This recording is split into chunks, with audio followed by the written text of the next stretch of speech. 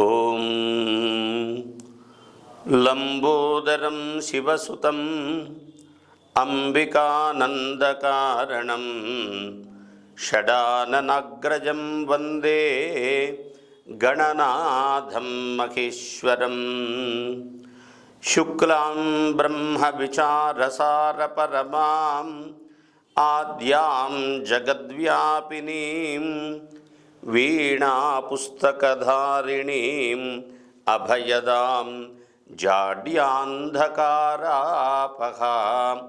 హస్తే స్ఫాటికమాలికాం విదధతీం పద్మాసనే సంస్థితాం వందే త్వాం పరమేశ్వరీం భగవతీం బుద్ధిప్రదాం శారదాం.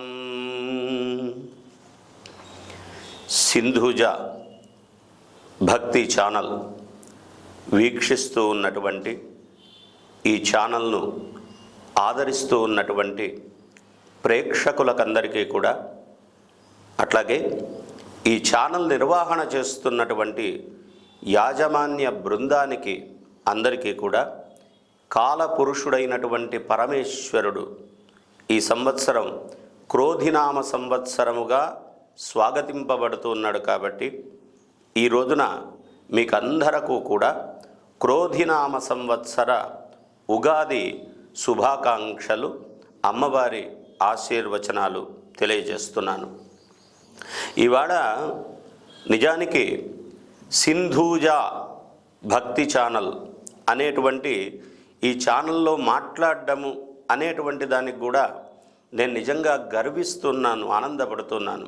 ఎందువల్ల అంటే మనమంతా హిందువులం. ఈ హిందువు అనేటువంటి శబ్దము గతములో సింధు నాగరికత నుంచే ఉద్భవింపబడింది అన్నట్టుగా మనకు శాస్త్ర ప్రమాణాలు చెబుతూ ఉంటే, మరి ఆ సింధుత్వములో నుంచి వచ్చిన హిందుత్వము మనది. కాబట్టి ఆ హిందువైనటువంటి నేను అనేకులైన హిందువులకు ఈ విషయాలు చెబుతూ ఉన్నందుకు ఈ ఛానల్ వారికి మరొక్కసారి ప్రత్యేకంగా కృతజ్ఞతలు, ఆశీర్వచనాలు తెలియజేస్తున్నాను. మరి ఇప్పుడు రాశి ఫలితాలు మనం వినబోతున్నాం. మొత్తం 12 రాశులు ఉన్నాయి మనకు. ఈ 12 రాశులు వాటి వాటి అక్షరాలను బట్టి, అంటే నక్షత్రాలు 27గా, ఒక్కొక్క నక్షత్రానికి 4 అక్షరాలుగా ఉన్నటువంటి ప్రమాణాలు ఈ 12 రాశులు. దీంట్లో 9 అక్షరాలు కలిసి ఒక రాశి అవుతుంది. కాబట్టి ఆ 9 అక్షరాలలో మీ పేరు ప్రారంభంలో ఉండే అక్షరం ఏదవుతుందో అది మీ రాశిగా మీరు స్వీకరణ చేయాలి. ఇది నామనక్షత్రాల ప్రకారంగా చెబుతున్నమాట. లేదు, ఒకవేళ మీకు నక్షత్రాలే తెలుసు, మీది అశ్విని నక్షత్రం లేదా కృత్తికా నక్షత్రం లేదా రోహిణి నక్షత్రం, ఆ నక్షత్రమే తెలుసు అన్నప్పుడు ఆ నక్షత్రం వెళ్ళిపోయి ఏ రాశిలో ఉంటుందో దాన్ని మీ రాశిగా మీరు తీసుకోవాలి. తర్వాత ప్రధానంగా ఇప్పుడు మనం తెలుసుకోవలసినటువంటి ఒక చిన్న రహస్యం చెప్తాను మీకు. ప్రతి వాళ్ళు ఆదాయం వ్యయం, ఆదాయం 10 వచ్చి వ్యయం 4 వచ్చిందనుకోండి, వెంటనే విపరీతంగా ఆనందపడిపోతాం. ఆదాయం అదే 4 వచ్చి వ్యయం 12 వచ్చిందనుకోండి, వెంటనే డేలా పడిపోతాం. ఇక్కడ అసలు రహస్యం ఏంటి ఆదాయం వ్యయం అనేటువంటి మాటలకు అంటే, మనము ఆదాయం 4గా ఉంది అంటే 4 రూపాల్లో సంపాదిస్తాము, 12 వ్యయముగా ఉంది అంటే 12 రూపాయలుగా దాన్ని ఖర్చు పెడతాము అని అర్థం. అంతేగాని 4 సంపాదించి తక్కిన 8 ఏదో అప్పు చేస్తామేమో ఖర్చు చేయడానికి అని భయపడాల్సిన అవసరం లేదు. ఈ విషయాన్ని అందరూ జాగ్రత్తగా గుర్తుపెట్టుకోండి.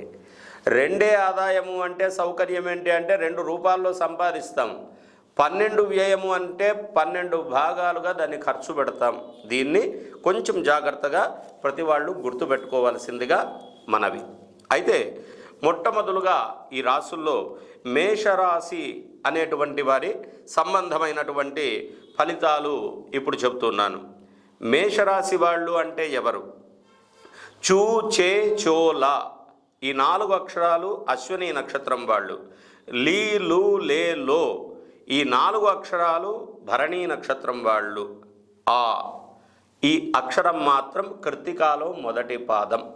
ఈ 9 అక్షరాల వాళ్ళు మేషరాశి వాళ్ళు అవుతారు. వీరికి ఆదాయం 8గా, వ్యయం 14గా చెప్పబడింది. అట్లాగే రాజపూజ్యము 4గా, అవమానం 3గా చెప్పబడింది. మరి వీళ్లకు ఈ సంవత్సరం గ్రహాల యొక్క సంచారం అంతా కూడా శుభాన్ని అశుభాన్ని మిశ్రమంగా కల్పింపజేస్తుంది. ప్రతి రాశి వారికి కూడా ఇది ఇట్లాగే ఉంటుంది, ఏం తేడా ఉండదు. అయితే సంవత్సర ప్రారంభంలో కొన్ని మాసాలు కొంతమందికి బాగుంటే తర్వాతి మాసాలు బాగుండదు, కొంతమందికి ప్రారంభంలో బాగుండకపోతే తరువాతి మాసాలు బాగుంటుంది. ఈ బాగోలేదు అన్నప్పుడు మనం జాగ్రత్త పడడం అనేటువంటి విషయానికి మాత్రమే రాశి ఫలితాలు తప్ప అట్లే ఉంటుంది అని మనం నిర్ణయం చేసుకొని ఆ ప్రకారంగా మనము ఇబ్బంది పెట్టుకోవడం రాశి ఫలాల యొక్క సంకల్పము కాదు. కాబట్టి జాగ్రత్తగా అర్థం చేసుకోండి. ఈ రాశి వాళ్లకు నవగ్రహాల సంచారము శుభాలు అశుభాలు మిశ్రమమైనటువంటి ఫలితాలుగా అందజేస్తుంది. కార్యాలు కొంచెం ఆలస్యమైతే కావచ్చుగాక ఆ పనులైతే ఖచ్చితంగా సాధింపబడతాయి, సంకల్పాలు ఖచ్చితంగా నెరవేర్చబడతాయి. అనుకోని అలసత్వం అంతా కూడా శరీరాన్ని పట్టుకుంటుంది ఈ సంవత్సరం. అట్లాగే అనుకోని ఖర్చులు, అనుకోని ప్రయాణాలు కూడా విపరీతంగా మనకు ఏర్పాటవుతాయి. అంతేకాకుండా ఈ విషయాలకు మనం భయపడిపోకుండా కొంచెం ఓర్పుగా, పట్టుదలగా, ప్రశాంతంగా, సహనముగా, జాగ్రత్తగా ఉంటే మనము మన యొక్క కార్యక్రమాలన్నింటినీ ఈ సంవత్సరం చక్కగా చేసుకుంటాం.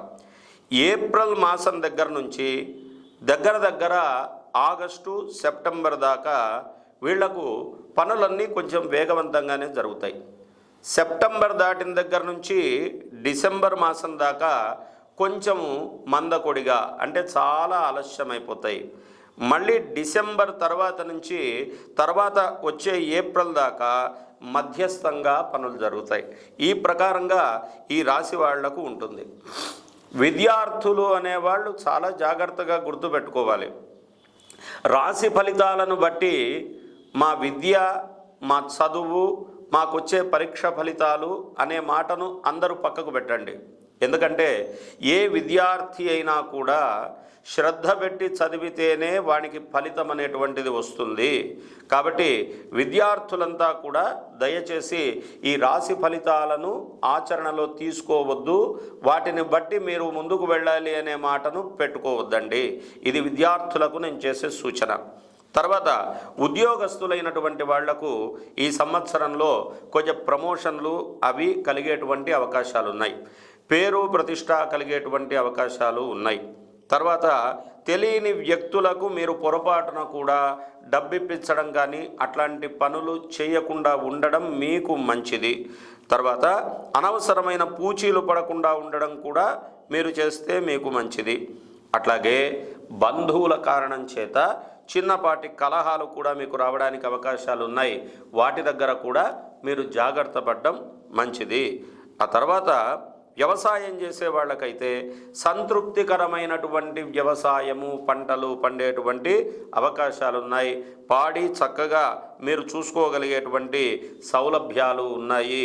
రక్త సంబంధీకులతోటి కొంచెం జాగ్రత్తలు వహించడం అవసరం. ఎందుకంటే తొందరగా మిమ్మల్ని అపార్థం చేసుకునేటువంటి అవకాశాలు ఈ సంవత్సరంలో ఉన్నాయి. అట్లాగే తీర్థయాత్రలు, ధార్మిక కార్యక్రమాలు వీలైనంత వరకు ఈ సంవత్సరంలో 1-2గా చేయండి, మీకు మంచి కలుగుతుంది. తర్వాత ఈ రాశి వాళ్లకు ప్రధానంగా గణపతి అనేటువంటి వాడు అధిపతిగా ఉన్నారు కాబట్టి గణపతి దేవాలయ దర్శనం, లక్ష్మీ గణపతి హోమాలు, లేకపోతే గణపతికి ప్రీతిపాత్రమైనటువంటి మోదక నైవేద్యాలు అంటే కుడుములు, ఉండ్రాళ్ళు ఇట్లాంటివి నైవేద్యాలు పెట్టడం, ఇట్లాంటి పనులు చేయడం వల్ల ఆ గణపతి అనుగ్రహము కలిగి మీకు మేషరాశి వారంతా కూడా సుఖించేటువంటి అవకాశం ఉంది. మామూలుగా ప్రతి రాశి వారికి కూడా ఒక దేవత అధిపతిగా ఈ సంవత్సరానికి వస్తారు. అందుకే ఈ గణపతిని మీకు చెప్పాను. నిజానికి మనం ఏ యజ్ఞాలో, యాగాలో, గ్రహశాంతులో, దానాలో చేయటము అనేటువంటిది వేరొకరికి చేయాల్సిన పనులు, వేరొకరితో చేయించుకోవాల్సిన పనులు. కానీ గణపతి మీరు సొంతంగా ఇంత గణపతయే నమః అనుకోవచ్చు, గణపతి అష్టోత్తరం చెప్పుకోవచ్చు, గణపతి స్తోత్రాన్ని పలకొచ్చు, గణపతిని దర్శన చేసుకోవచ్చు. ఇట్లాంటివి చేయడం వల్ల కూడా మీకై మీరే ఆ దోషాలు పోగొట్టుకునే అవకాశం కలుగుతుంది. కాబట్టి మీకు ఈ మార్గాన్ని రెమెడీ అంటే పరిష్కార క్రియగా మీకు తెలియజేస్తున్నాను. ఇది మేషరాశి వాళ్ళ యొక్క ఫలితాంశమంతా. 12 రాసుల వాళ్ళ దాండ్లలో నేను ఎక్కువగా మాట్లాడుతున్నవన్నీ కూడా ఇంచుమించుగా బాగుంటుంది అనేట్టుగానే మాట్లాడుతున్నాను. ఎందువల్ల అంటే విప్రవాక్యో జనార్దన అని ఒక మాట చెప్పారు. ఒక బ్రాహ్మడనేటువంటి వాడు, ఒక ఉపాసకుడైనటువంటి వాడు, ఒక ధర్మం తెలిసిన వాడు ఎప్పుడూ కూడా ఎదుటివానికి బాగోలేని సందర్భం ఉన్నా కూడా అది బాగవుతుంది అనేటువంటి మాట చెబితేనే ఆ మాటే మంత్రమవుతుంది అంటారు. అందుకే మనకు ఒక్క మాట చెప్పారు, మననాత్ త్రాయతే ఇది మంత్ర. మనస్సు నిండుగా మనం ఏ మాట అయితే చెప్తామో అదే మంత్రం అవుతుంది అంటారు. అందువల్ల బాగోలేదు అనేటువంటి మాటను పదే పదే ప్రస్తావన చేయకుండా, అట్లాగని బాగోలేనిదంతా అద్భుతంగా ఉంది అనేటువంటి మాట చెప్పకుండా ఉన్నంత వరకు బాగున్న అంశాలనే జాగ్రత్తగా ప్రస్తావన చేస్తూ మీరందరూ కూడా చక్కగా, చల్లగా, ఆనందకరమైనటువంటి జీవనాన్ని గడపాలి అనేటువంటి సంకల్పంతో మాత్రమే ఈ రాశి ఫలితాలు అనేటువంటివి మీకందరికీ కూడా ఈ ఛానల్ వారి కారణం చేత తెలియజేయబడడం జరుగుతుంది. ఏది ఏమైనా ఈ క్రోధినామ సంవత్సరం ప్రతి వారికి కూడా అత్యద్భుతమైనటువంటి ఆయుష్, ఆరోగ్యము, సుఖము, భోగము, లాభము, సంపదలు, ఐశ్వర్యాలు కల్పింపజేస్తూ క్రోధినామ సంవత్సరం అంతా ప్రతి ఒక్కరూ కూడా సుఖవంతమైన జీవనాన్ని గడపాలి అని ఆ అమ్మవారిని మనసారా ప్రార్థన చేస్తూ చెప్పినటువంటి ఈ పంచాంగ శ్రవణాన్ని అమ్మవారి పాదాలకు పుష్పాలుగా సమర్పణ చేస్తూ అర్చన చేస్తూ స్వస్తి ప్రజాభ్య పరిపాలయంతాం న్యాయేన మార్గేణ మహిం మహిషాః గోబ్రాహ్మణేభ్య శుభమస్తు నిత్యం లోకాః సమస్తాః సుఖినో భవంతు లోకాః సమస్తాః సుఖినో భవంతు. శుభం.